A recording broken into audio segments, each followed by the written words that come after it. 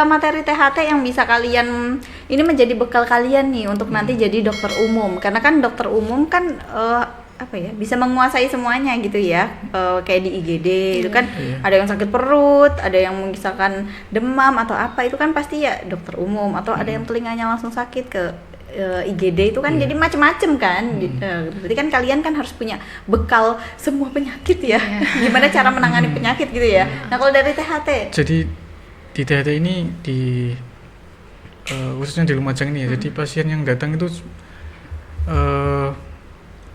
sesuai kompetensi dokter umum. Jadi yang dokter umum itu harus bisa menata laksana sampai tuntas, sampai sembuh, itu banyak sekali datang. Jadi kayak kita itu udah terlatih menangani pasien-pasien yang memang kompetensi dokter umum. Jadi di dokter umum itu ada kayak kompetensi 4, tingkatannya ada 4A, terus 3, terus 3B, terus ada 2 gitu. Jadi kayak ada penyakit-penyakit tertentu itu yang harus dokter umum bisa sampai tuntas ya. Dan yang salah satunya kayak ngecek telinga itu ada serum atau enggak, terus dan ada beberapa penyakit itu yang kita itu tahu bisa mendeteksi ini sakit apa, terus kita merujuk, terus bisa menangani ketika pasien itu sudah ditangani di fasilitas kesehatan yang lebih tinggi gitu, kayak gitu.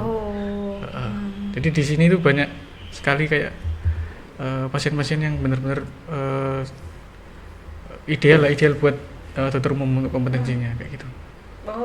Justru malahan di sini juga banyak ilmunya gitu. Iya, banyak ilmunya yang emang diperlukan dokter umum gitu untuk bisa tuntas untuk tata laksana, kayak gitu. Kalau Joya? Kalau dari saya sih sebenarnya ya kurang lebih sama ya. Di Lumajang ini kita banyak ketemu kasus-kasus yang ya sekiranya nanti kayaknya kalau jadi dokter umum kasusnya kayak gini sih, karena kebanyakan datangnya itu, ini dok saya udah ke puskesmas dibilangnya gini, saya udah ke IGD dibilangnya gini gitu, terus misalnya kemasukan benda asing di telinganya gitu, tadi saya udah ke IGD tapi nggak bisa, katanya nggak bisa dikeluarin gitu. Jadi kan kayak kita terpapar akhirnya, sebenarnya kasus-kasus yang nanti muncul dikeluhkan orang-orang di gawat darurat itu kayak gini loh, kayak gitu. Jadi terpapar banget sih, dan gimana kita harus menanganinya gitu. Waktu itu kebetulan pas putaran kami itu ya ada beberapa yang kemasukan laron kayak gitu kan, kemasukan laron. Iya, benar. Waktu itu lagi musim laron ya, musim hujan, musim laron. Iya. Ada yang datang itu udah dikorek-korek, akhirnya laronnya udah masuk banget. Masuk ya. Ada yang nggak saya apa-apakan ini masih ada gitu. Ya itu mungkin ya ngerasa uget-uget ya. Itu jadi kayak ya kita belajar buat penangani itu sih, jadi lebih terpapar kasus-kasus yang mungkin nanti bakalan kita temui sih, jadi kalau jadi dokter umum gitu. Jadi sekiranya tuh kayak cuma kasus kayak gitu ya bisalah ditangani di IGD gitu ya. Maksudnya nggak sampai dia harus opname, rawat jalan atau bolak-balik ke poli gitu. Setidaknya ada yang gawat di situ di IGD bisa tertangani dengan ilmu-ilmu yang sudah kalian dapatkan gitu ya. Tapi sebenarnya ada beberapa kasus juga ya, balik kita tadi sebenarnya ada standar kompetensinya.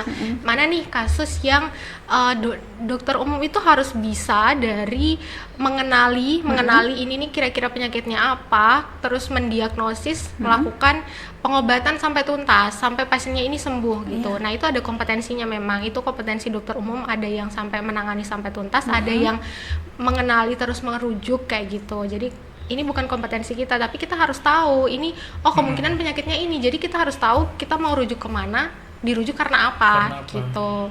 Ya jadi ya ada beberapa kasus juga yang kompetensinya itu bukan kompetensi kita sampai dengan menangani ya, hanya mengenali dan merujuk gitu, ada beberapa juga di sini. Jadi kita kayak dan cukup banyak juga gitu, jadi kita kayak akhirnya karena sering terpapar, kayaknya nih bapaknya sakit ini deh, kayaknya nih ibunya sakit ini deh gitu, jadi karena sering terpapar gitu ya. Iya. Kalau dari THT sendiri ya untuk yang ringan-ringan harus bisa ditangani di IGD gitu ya. Biasanya apa ya, kemasukan benda itu tadi ya kalau THT? Iya, kalau benda kalau radang itu masuk THT nggak?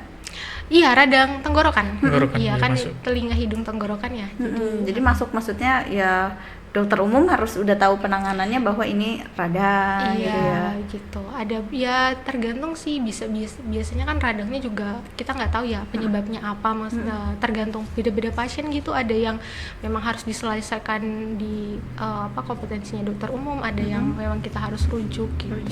Pasiennya di sini tuh Keterampilannya. banyak.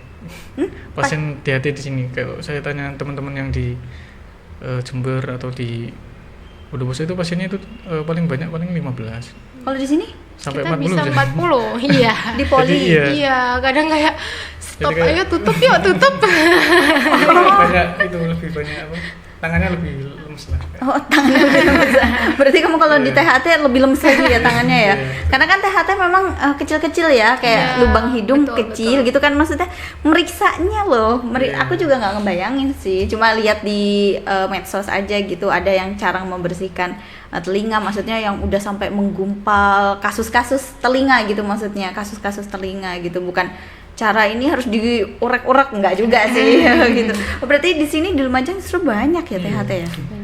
Wow, berarti butuh penanganan khusus sih sebenarnya ya. Sebenarnya ini juga sih Mbak, karena kan di sini spesialisasi THT-nya masih limited ya, terbatas gitu, dokter spesialisnya. Jadi ya pasti datangnya ya ke poli ya, kalau nggak langsung ke praktekan dokternya gitu. Jadi kita ya kasusnya lebih banyak itu tadi pasien-pasiennya, karena kan dokternya masih belum banyak pilihannya ya, maksudnya dokter spesialis THT ini gitu. Jadi Oh iya, karena kan kayaknya kalau di Lumajang ini kayak di rumah sakit aja kayaknya cuma dokter iya Alia ya. betul, maksudnya gitu. Jadi makanya banyak. Iya. Makanya kamu sampai Sebenarnya lemes. juga, iya.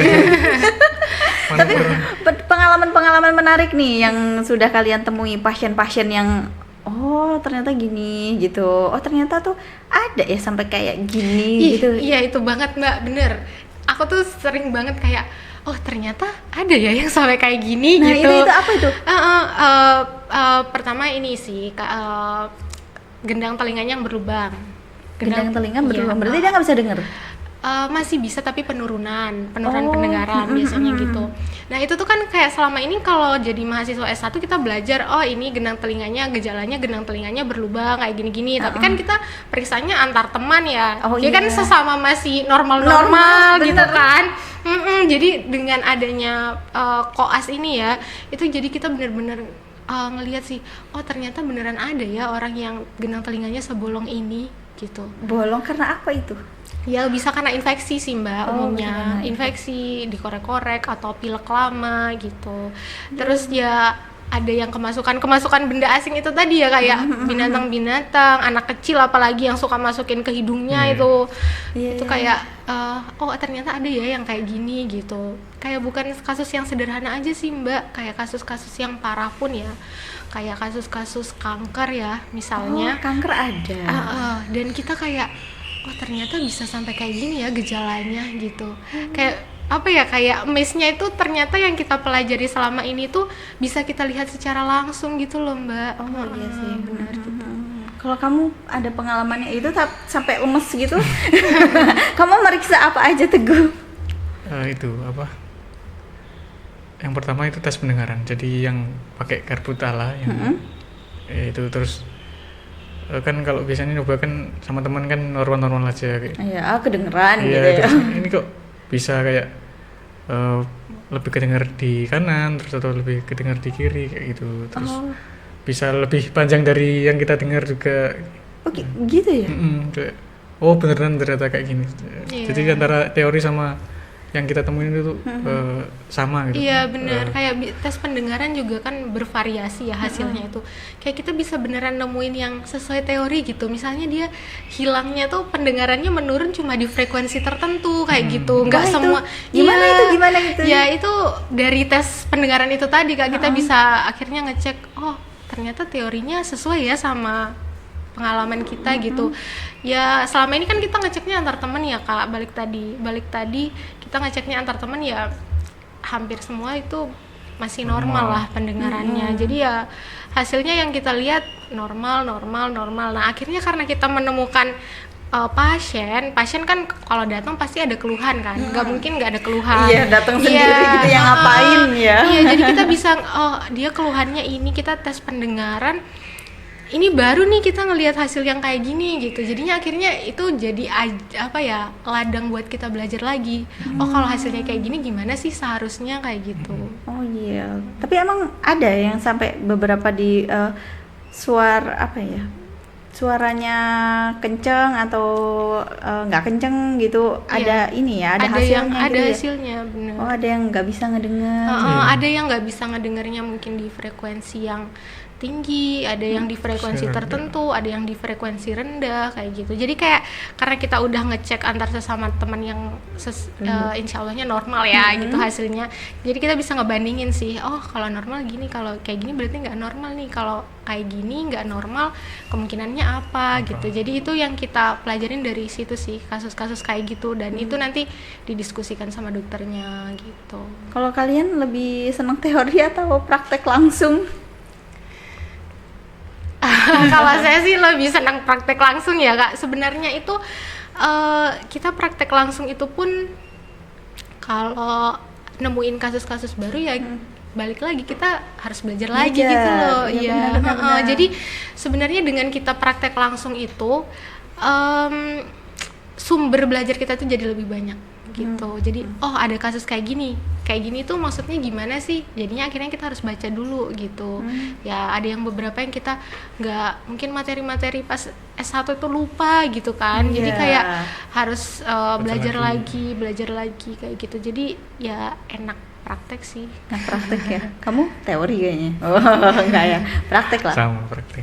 Iya ya, kalau praktek itu nyata gitu kan, bukan hanya kita ngebayangin. Kalau teori kan ini gendang telinga, ini namanya ini, cuma gitu doang ya. Tapi kalau udah praktek, ini apa ya gitu ya. Dan kebanyakan juga kan dari buku-buku atlas anatomi gitu nggak kan kayak nggak real gitulah, dengan yang aslinya itu bisa beda-beda gitu loh. Variasinya banyak. Gitu. Iya, jadi kayak beda-beda. dengan praktek itu kita tahu, kalau gendang telinga yang normal kayak gini, kalau misalnya gendang telinganya itu bolong kayak gini gambarannya. Itu benar-benar dengan praktek itu jadi lebih melekat gitulah di kepala kita daripada kita hanya baca teorinya itu saja. Biasanya kalau infeksi telinga itu karena apa? Diurak-urak gitu? Diurak-urak itu bisa sih Mbak, diurak-urak buat infeksi, atau bisa juga kalau misalnya yang bisa sampai buat gendang telinganya bolong itu pileknya lama terus nggak diobatin kayak gitu, bisa buat. Oh, jadi maksudnya dia terus-terusan pileknya terus-menerus terus tidak tertangani lah, pileknya itu nggak diobatin. Beda ya dengan orang yang kayak merasa pilek gitu. Nggak tahu sih, mungkin aku juga nggak tahu kalau dia itu pilek atau enggak. Cuma ada beberapa teman itu dia seringnya gini, gitu. Itu beda ya. Mungkin ada beberapa yang kayak memang itu pilek atau ada beberapa yang kayak habitnya dia kayak gitu, kayak tik gitu. Iya, kayak udah kebiasaan kalau nggak gitu tuh kayak nggak enak ya. Iya gitu. Awalnya juga saya pikir dia tuh kayaknya pilek, tapi kok lama ya tahunan. Maksudnya mungkin itu karena kebiasaan aja kali ya. Kalau faktor mimisan itu yang kalian tahu nih, mimisan kan kalau dulu sih zaman saya kecil tuh kalau udah panas-panasan mimisan gitu kan. Nah tapi ini nggak ada apa-apa terus tiba-tiba mimisan gitu pada anak gitu. Biasanya karena apa ya? Kalau mimisan itu bisa banyak kemungkinannya juga sih Mbak. Mimisan kan kalau di hidung itu juga pembuluh darahnya ya. Kalau misalnya pembuluh darahnya itu terkena, nah ini terkenanya entah bisa karena benda asing tadi, misalnya benda asing bisa buat mimisan itu. Terus atau misalnya di sana ada massa gitu di hidungnya, itu juga kalau misalnya kan ada pembuluh darahnya banyak, kena pembuluh darahnya bisa mimisan itu tadi gitu. Jadi kayak kemungkinannya juga bisa banyak sih kalau ya. Jadi memang nggak bisa kayak karena panas-panasnya nih kan, kalau orang dulu gitu kebanyakan panas-panasan jadi akhirnya mimisan. Padahal kalau udah sekarang anak kan udah banyak di dalam rumah, nggak kepanasan maksudnya si anaknya kan ya. Kalau Teguh, menurutmu? Kan mungkin struktur dari pembuluh darah masing-masing orang itu beda-beda. Jadi ada yang memang tebel, ada yang tipis dan mudah pecah gitu. Iya, benar. Ada peningkatan aliran darah kayak gitu. Terus ada juga kayak kelainan pada pembekuan darahnya, darah itu juga jadi bisa lebih mudah berdarah iya, lah berdarah. gitu. Iya, ya sebenarnya sih kalau itu harus ditangani. Iya. Itu ya langsung ke tempatnya, tempat periksa ke Iya. IGD ataupun juga poli gitu. Kenapa sih gitu? Karena kalau tiba-tiba ya kalau anak zaman sekarang kan jarang ada yang panas-panasan ya. Iya. Mungkin kalau zamannya kita masih main layangan. Masih main nggak? Dulu maksudnya. Maksudnya merasakan hal itu kan? Layangan gitu kan. Kalau kita apa sih cewek boneka. Sekarang katanya anak cewek main boneka. Enggak, anak cewek tetap main HP. Iya. Iya sih ya, jadi kayak udah beda zaman, beda Iya. juga permainannya gitu. Kalian masih ngerasain main congklak? Masih sih. Kamu? Yang itu tuh. Iya yang Oh iya masih. Oh iya, terus apalagi ya mainan tradisional engklek yang loncat-loncat. Masih. Oh ya berarti ya. Kita anggap Masih seangkatan. anggap aja seangkatan lah ya. Iya. Anggap aja meskipun kalian mungkin jauh banget ya dari saya ya. Tapi alhamdulillah saya ada temennya gitu yang pernah merasakan main tradisional gitu. Kalau sekarang main-main apa? Uno gitu. Tahu Uno? Tahu. Nah, tahu. Kan biasanya anak-anak zaman sekarang kalau nongki Nongki. mainnya Uno. Iya, kamu nongki main Uno nggak? Yang itu ditumpuk-tumpuk itu. Oh iya ada yang Uno ditumpuk, yang gitu, ada yang kartu. Iya, sama. Oh, kamu yang ditumpuk-tumpuk ya. Oh, emang senengannya beberes mungkin. Kan kalau kartu kan nggak Iya. beberes ya. Oke. Intermezzo tadi dari kalian tentang main tradisional supaya nggak full materi gitu ya. Jadi santai. Nah, mungkin ada pesan untuk sahabat Alia gitu yang nonton, apalagi perjuangan untuk menjadi dokter muda itu kan nggak mudah ya dari awal, bahkan sebelum masuk universitas kedokteran ya itu sudah berjuang di SMA-nya atau SMP SMA-nya kayak gitu. Nah, memotivasi penonton yang melihat tayangan ini gitu untuk seperti apa sih perjuangannya di fakultas kedokteran. Apalagi kalian yang jauh dari orang tua. Kalau dari saya sih pesannya sebenarnya sekolah kedokteran itu tidak seindah yang dibayangkan. Mungkin kalau udah jadinya ya. Iya, mungkin kan karena kalau ya melihat saya dulu ya dari POV saya dulu sebagai anak sekolahan yang cita-citanya pengen jadi dokter gitu Iya. kan. Ya jadi pasti bayangannya jadi dokter itu uangnya banyak, berwibawa, bisa membantu orang lain gitu. Bisa lebih dihargai kalau berbicara kayak gitu. Tapi ya ternyata setelah menjalaninya ya sebenarnya untuk mencapai hal-hal yang diinginkan tadi itu perjuangannya juga banyak gitu dari zaman sekolah ya. Jadi dari zaman sekolah ya harus dipersiapkan benar-benar sih. Mulai dari belajarnya karena kan tes untuk masuk kuliah di kedokteran itu kan saingannya juga banyak gitu. Dan sebenarnya usaha kita waktu di zaman sekolah itu nanti tidak seberat dengan sudah menjalani dunia kedokteran sih sebenarnya, kayak ya itu hanya sedikitnya saja gitulah.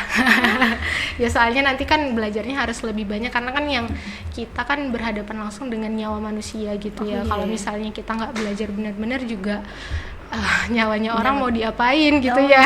Meskipun itu tuh balik lagi dari yang di atas ya, yang menentukan kan kita hanya kayak perpanjangan tangan lah gitu. Jadi ya pesannya harus belajar benar-benar dan perlu ditanamkan kalau sebenarnya kuliah di kedokteran tidak seindah yang ada di bayangan ya, karena perjuangannya juga banyak gitu. Oke, dari Teguh. Iya, kalau dari saya sih itu ya motif dari guru saya kayak sesuatu yang berharga itu perlu atau harus diperjuangkan. Jadi kalau nggak buat kedokteran aja ya, yang semua. Jadi kayak kalau kalian pengen sesuatu ya diperjuangkan dengan sungguh-sungguh, dengan resource yang kita punya di keluarkan semua untuk mencapai tujuan kita kayak gitu. Oh iya benar-benar semuanya harus semua punya perjuangannya Iya, masing-masing. dan harus ini sih Kak, mau mengambil resiko dan rela berkorban ya. Maksudnya resiko dengan waktu mainnya berkurang, Iya. waktu ketemu sama keluarganya berkurang, harus relain gak libur lebaran, Oh, gak libur iya. tahun baru gitu, kayak ya itu akan menjadi makanan sehari-hari sih kalau misalnya nanti udah kuliah di kedokteran gitu. Jadi harus menerima segala resikonya Iya, gitu benar. ya. Jadi jangan cuma maunya enaknya Enaknya aja gitu. Jadi harus terima resiko nggak liburan di tanggal merah Iya, gitu ya. Biasanya kan memang yang bikin iri-irian itu libur di tanggal merah ya. Apalagi kita ngelihat teman-teman SMA gitu liburan bareng main iya, gitu kan, kita lihat. kayak ke-trigger ya, pengen juga gitu. ah, Pengen juga lah bikin story. Iya. Bisa story di rumah sakit kasih aja. makan IG gitu ya. Iya benar. Oke, makasih banyak ya Iya, ngobrol-ngobrolnya. Sukses abis ini kalian Amin. jadi spesialis Amin. OTW. Amin. OTW. Oh iya, ada pandangan ke situ ya. Insya Allah. Oh insya Bismillah. Allah, semoga dimudahkan ya. Amin. Sehat selalu kalian berdua, sukses, semangat dan tetap menjalani segala resikonya Iya. dengan tanggung jawab. Terima kasih. Terima kasih. Sama-sama.